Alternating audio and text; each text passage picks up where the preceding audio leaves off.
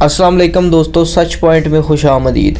नेपाल के क्रिकेटर संदीप लम्छाने को दारुल हुकूमत काठमांडू के एयरपोर्ट पर गिरफ्तार कर लिया गया है।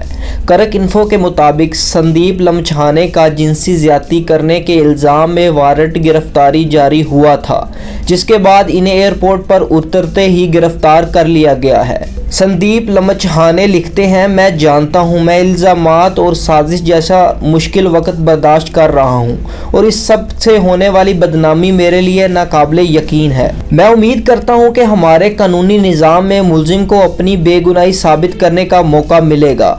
मैं अपने ऊपर लगने वाले इल्ज़ामात का भरपूर कानूनी मुकाबला करूँगा। मैं उम्मीद करता हूँ मुझे इंसाफ मिलेगा और मैं क्रिकेट ग्राउंड पर वापस आऊँगा। याद रहे कि संदीप लम्छाने पर जिनसी ज्यादती का इल्ज़ाम 8 सितंबर को लगा था, जब वो कैरेबियन प्रीमियर लीग खेलने के लिए वेस्ट इंडीज़ में मौजूद थे, जिसके बाद इन्हें नेपाली टीम समेत CPL से भी निकाल दिया गया था। संदीप लम्छाने नेपाल की जानिब से 30 वनडे 44 T20 मैचेस खेल चुके हैं, जिसमें उन्होंने बिलतरतीब 59 और 85 विकेटें हासिल की हैं।